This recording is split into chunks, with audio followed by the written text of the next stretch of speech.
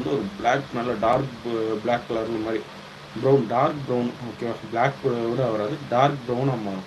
அந்த டார்க் ப்ரௌனாக மாறும்போது அந்த தேன் வந்து பார்த்திங்கன்னா ஒரு டேஸ்ட்டு வந்து மாறி இருக்காது, எதுவும் மாறி இருக்காது. ஆனால் அந்த கலர் வந்து கொஞ்சம் சேஞ்ச் ஆகும் நாளாக. ஆனால் அது வந்து தேன் வந்து கெட்டு போகாது. அது ஒரு விஷயம் இருக்குது. அந்த தேன் வந்து கெட்டு போகாது. அந்த தேன் வந்து எப்போ கெட்டு போகும் அப்படின்னா, அதில் வேறு ஏதாவது எக்ஸ்டர்னல் ஃபேக்டரை நம்ம ஆட் பண்ணும்போது மட்டும்தான் அது வந்து கெட்டு போகுது. அது வரைக்கும் அது வந்து கெட்டு போகாது. ஸோ நம்ம இப்போ இதில் என்ன பார்க்கணுன்னா, அந்த எக்ஸ்டர்னல் ஃபேக்டர் எதுவும் ஆட் ஆகாமல் அதை அவங்க தேனை யூஸ் பண்ணுறவங்கள பார்த்திங்கன்னா, அந்த ஸ்பூனில் எடுத்து யூஸ் பண்ணுறாங்கன்னா அந்த ஸ்பூனை வந்து அதில் யூஸ் பண்ணுறாங்க. அதுக்கப்புறம் வந்து பார்த்திங்கன்னா அதை கழுவிடுவாங்க.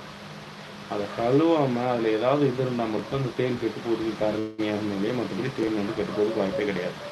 இவங்க கொடுக்குற தேன் பார்த்திங்கன்னா அந்த கலர் மாறுமான்னு கேட்டிங்கன்னா, அஃப்கோர்ஸ் கண்டிப்பாக மாறும். ஏன்னா சர்க்கரை பாகு நாள் ஆக ஆக சர்க்கரை பாகு வந்து திடமாகும். அது வந்து உங்களுக்கு வந்து இருக்கும். ஓகேவா, நம்ம வந்து அந்த சர்க்கரை பாகு சீனியை கரைச்சி தான் அந்த சர்க்கரை பாகு செய்கிறோம். அது நாள் ஆக ஆக இறுகிட்டே போகும். ஆனால் இந்த அளவுக்கு இதாக இருக்கும். இது கலர் மட்டும்தான் மாறும். அதோட அடர்த்தி வந்து லைட்டாக தான் மாறி இருக்குமே ஒழிய அதோட டேஸ்ட் மாறி இருக்காது. ஆனால் இதோட டேஸ்ட் வந்து கண்டிப்பாக மாறும். அப்படிங்கும்போது நீங்களே புரிஞ்சுக்கலாம், இது வந்து கண்டிப்பாக இந்த இது கிடையாது.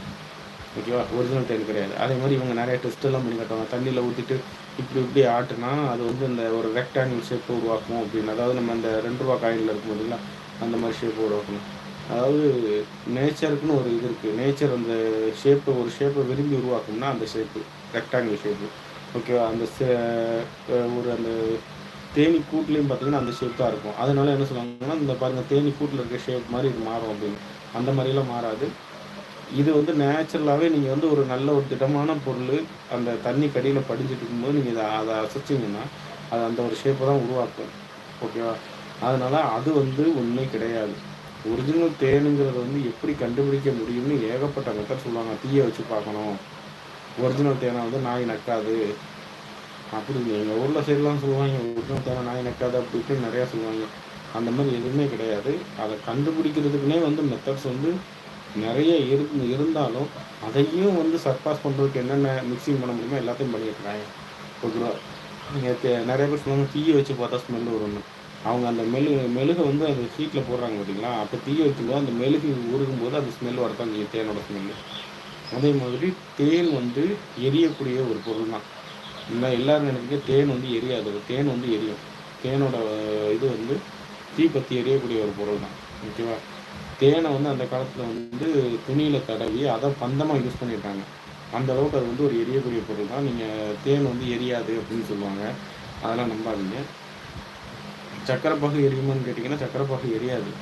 ஏன்னா அதில் வாட்டர் கண்டென்ட் இருக்கும்.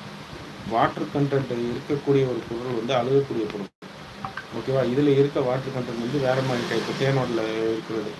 ஆனால் சர்க்கரை பாகில் இதை விட அதிகமாக இருக்கும். எக்ஸ்டர்னலாக நம்ம வாட்டர் சேர்க்கும், அதில் பாக்டீரியாஸ் இருக்கும். அப்படிங்கும்போது அது கெட்டு போகும். தேன்லேயே வந்து நீங்கள் தண்ணியை கலந்து வச்சிங்கன்னா கெட்டு போயிடும். ஓகேவா, அதே மாதிரி தான் எக்ஸ்டர்னலாக வாட்டர் நீங்கள் ஆட் பண்ணிங்கன்னா கண்டிப்பாக எந்த பொருளாக இருந்தாலும் கெட்டு போகும். அந்த மாதிரி சர்க்கரை பாகு இவங்க விற்கிறது கெட்டு தான் போகும்.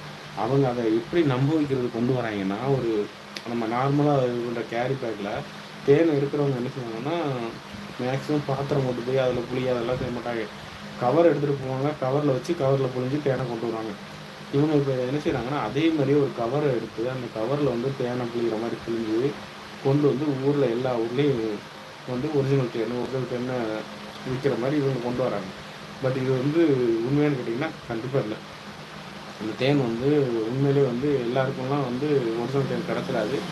எல்லா இடத்துலையும் போய் எடுத்துக்க முடியாது. தேன் கூட கண்டுபிடிக்கிறதுக்கே உங்களுக்கு வந்து எப்படி பார்த்தாலும் ஒரு 2-3 நாள் விளைஞ்சால் தான் ஒரு 2-3 தேன் கூடையாவது கண்டுபிடிக்க முடியும்.